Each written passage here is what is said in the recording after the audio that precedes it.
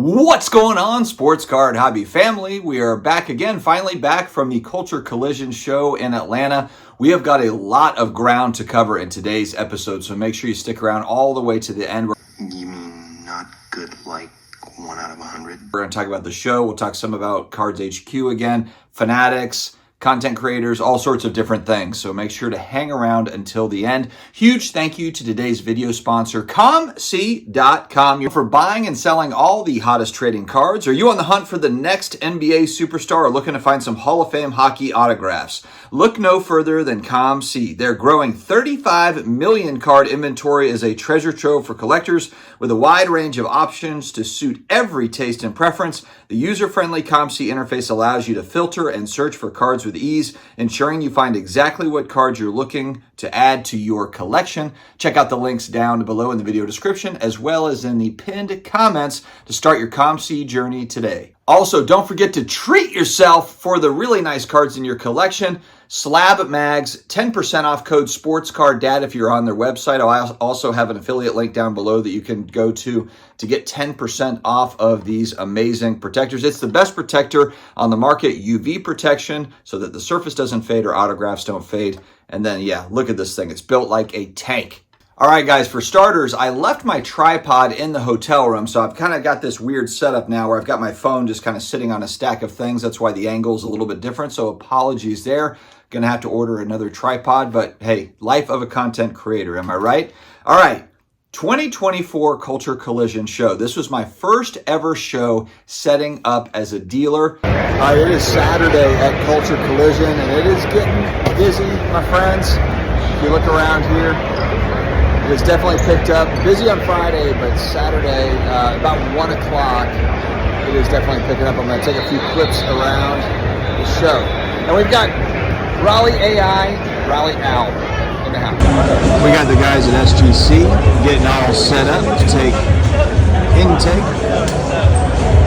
take submissions. And these are my selling stats. All right, so, and like I said before, kind of in that prequel video, 80% of my inventory was mostly Stranger Things cards. Not other pop culture, non-sports stuff. It was all Stranger Things, and then I had some sports cards mixed in. And so my expectations fairly low as far as sales, just because I didn't know exactly what to expect from the show. And so I sold a total of 7 cards, 2 sports cards that totaled $340, and 5 Stranger Things cards that totaled $1,240, for a grand total of $1,580, of which, if we're looking at kind of the profit part of the $1,580, about $410. Did pull off a trade. I had some star cards. I had 4 star cards going back to that first 83-84 All-Star set, and there was Dr. J as well. That was just from the 84 set.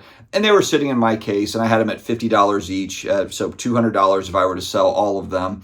And a guy came by and was like, hey, are you interested in any sort of trades? And so I took a look at what he had. He did have a 2002 Peyton Manning SP Auto on card, beautiful card. He had it valued at about $300. It was Gem Mint 10, Auto 9. And so the Auto 9 hurts it a little bit, but honestly, if it was a 10-10, it would have been a much more expensive card. So I thought that his valuation was actually pretty fair. So I traded him the 4 star cards that I had labeled at $50 each, and then gave him $30 on top of it, and we were able to make that deal. If I look at what I'm into the star cards for, I was actually going to take a small loss on it, so that $280 really just kind of makes me whole, maybe like $20. So it wasn't much at all as far as making any sort of profit on it. It was very small, but it was a way to kind of move out of cards that were just sitting into a card that I knew I could sell, even whether it be at the show or if I was going to just sell it on eBay, it would have sold pretty quickly. So I was there with my buddy from Raleigh, Brian. Thank you so much for coming, as well as Flipping Steve and Michael Ham. So it's the 4 of us with the table.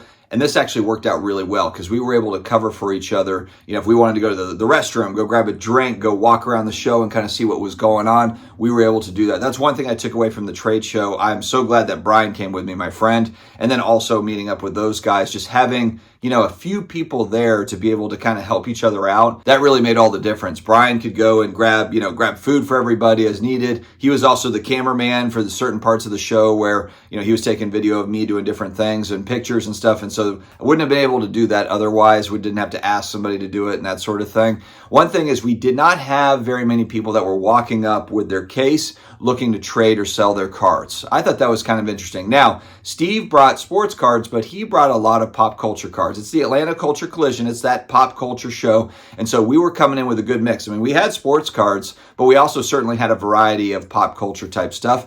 And so maybe that's the reason why, sports card people weren't coming up to us to try to sell. Maybe they were just kind of going to the other dealers that were just all sports cards for sports card stuff. I did have people come up to me knowing that I was a Drew Brees fan and looking to kind of sell me or trade to me Drew Brees cards. And I've just gotten to the point I'm just really, really picky on which Brees cards I want to pick up because, look, there's just so many cool things. I already have a lot of cool things for him, and also just trying to stay focused on, look, there's a lot of other things that I'm interested in and trying to get into. I actually did not buy a card at this show. I got a couple of gifts from Steve and from Michael Ham, some Saints cards, so I appreciate it, guys. That was awesome. But I did not buy a card at the show. Not that I didn't want anything, but I was proud of myself. I stayed disciplined. I had stuff that was, at home, so it's not as if I hadn't bought cards recently. It was already, it was in the mail. But I was trying to just kind of focus in on selling at this show. I did spend $10 for a Joe Horn picture and autograph. Joe Horn, if you don't know who he is, Saints receiver, going back in time a little bit. I was actually at the game. He's best known for the cell phone game where he scored a touchdown, and the touchdown celebration was he pulled a flip phone. This was 2003 when this game happened against the Giants. He pulled a flip phone out from the post in the end zone and pretended like he was on it. And it was just all this, he got fined and everything for it. And so I asked Joe if he could sign my Saints starter jacket on the fleur-de-lis. He signed it, God bless Joe Horn. And then he also put cell phone game. I asked him if he could inscribe it cell phone game. So that was really cool to be able to meet Joe Horn. And that was a fun game to go to because it was my first ever game. This was 20 years ago, so I was 22-ish. And going to that game, my first game in the Superdome, actually seeing them play in the Dome. And so I have a lot of great memories. And we did actually win that game. We blew out the Giants. I think it was like 35-7. So overall, really fun to meet Joe Horn and then get that was all something that kind of happened. I didn't realize he was even going to be at the show. And then it was announced. And I was like, oh man, I got to go talk to him. Also, the Falcons mascot was there. Freddie, the actual mascot, was there. I got a couple of funny pictures of him like biting on my head because I was wearing a Saints jacket. So that was kind of funny too. Another thing I just didn't expect to happen at the show, but there it is. So an important note, I want to go back because I made those sales, I made some profits, but I think something that we have to talk about, of course, is it costs money to set up at the show. So I bought a premium table. I was in a great spot, great traffic, very busy Friday and Saturday, I thought, between dealer flow coming through and buying each other's things, and then also just attendance. I thought it was very good. But it was $450 to buy the table. I rented 2 showcases that were $50 each, so $550 plus tax. It's about $600, about $600 to set up. You've got hotels and that sort of thing. So it's really a loss if I look at the show as a whole from where, what I sold, the profit I made from the cards, and then what I paid to be there. But I will explain why it was still absolutely 100% worth it. This was an excellent networking show. One thing that I liked is when I go to the National, I get to see a lot of content creators, a full range of them.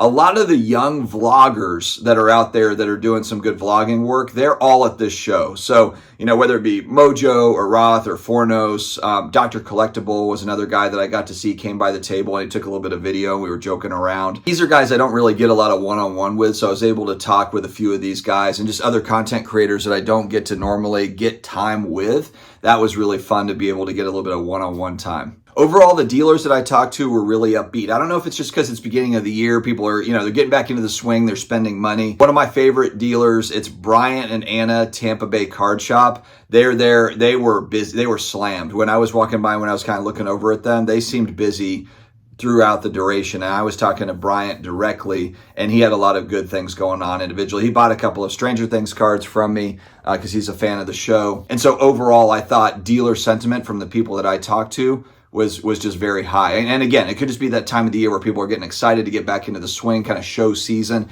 getting kicked off. And this is kind of a fun, different show. They got basketball set up. They've got a DJ over here. They got Joe Horn in the house. They got the Falcons mascot. It's a different kind of vibe, to a normal card show. Cards HQ trade night was bananas. Walking into trade night, the $3 million card shop is... Hey, Justin, what's up, man? Welcome. Cards HQ trade night is happening. People are pouring in.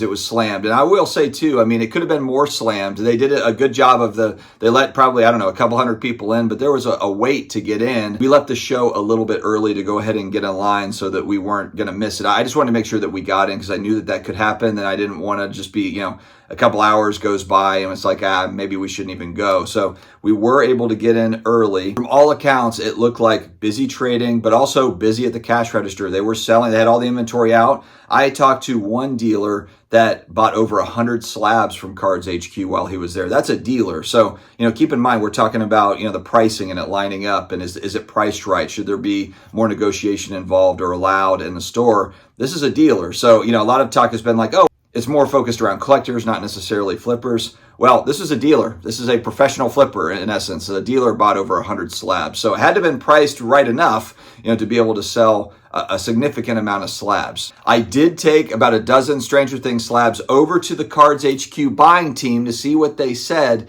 as well as Sharon Black Jaded Wolf, another big dealer that travels around. She's a popular dealer, does a great job. She's been doing it for a long time.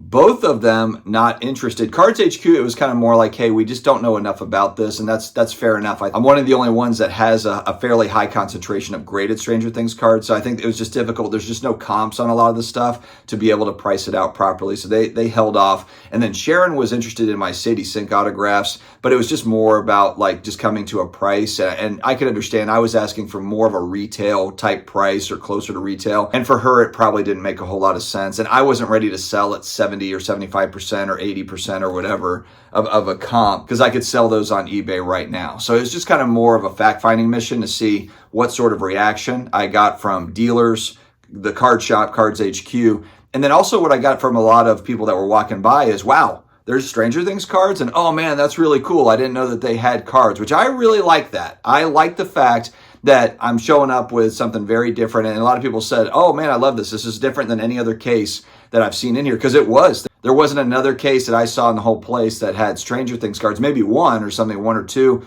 not 60. It was cool. I got some feedback. And like I said, I got some sales out of it, but it gave me some good kind of market feedback on what people were thinking. And people were just asking a lot of questions about the sets. How are the parallels done? How many autos and that sort of thing. So that was a fun conversation to have with people walking by. Another really important aspect of the show for me was the networking was awesome. The industry connections, I had 3 or 4 different connections that were really huge.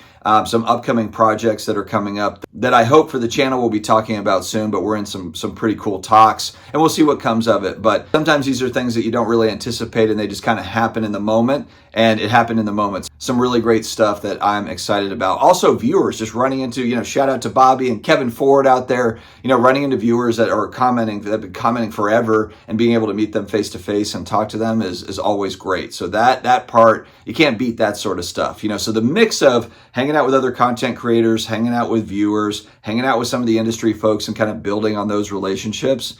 And then, of course, mixed in with the card show, hanging out with my buddies, obviously content creators, Flippin' Steve and Michael Ham. But then, we've been hanging out for years now. So there's just a lot of benefits here. So I know when you crunch these numbers, you might say like, wow, you're out hotels and you're out, a few $100 from the show. You probably are out, $600-700 or whatever. Completely worth it from my standpoint, given the full picture here. I also was able to do another podcast on the It's Jeff Wilson show with Jeff, just kind of talking about the shop, talking about industry and the hobby as a whole. So that was cool to get some one-on-one, get the private tour and be able to talk to him one-on-one. It's not easy to get that time. He's obviously a busy guy. All right, lastly, I want to talk about Fanatics, because I think that there might be some misconceptions, and even for myself too. I talked to quite a few people that are in the know, whether it be, content creators or dealers, companies, whatever, card shops, whatever.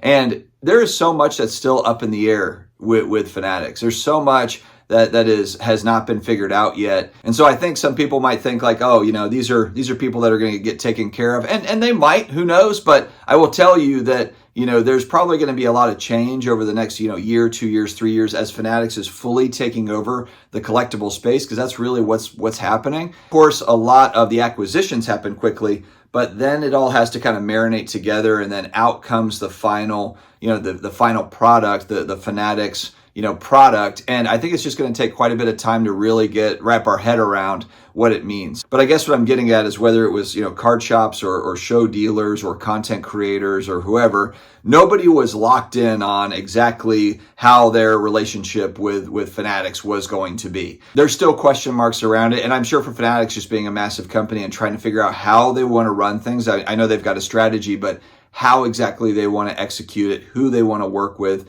there's a lot of moving parts and we're just not quite there yet. So, there's going to be a lot to kind of unfold, I think, in 2024 and 2025. And then, of course, as we move into 2026, it's kind of the full takeover of the licensing and that sort of thing. So anyway, it was a blast, great show. I learned a lot as a dealer being on the other side of the table, and I'll definitely do it again. I think I'll pick my spots. I do expect to do it again in September. I kind of like the idea of Culture Collision kind of being that show where I set up and I'm able to meet with people and kind of become a regular there. They're going to do it twice a year now instead of once.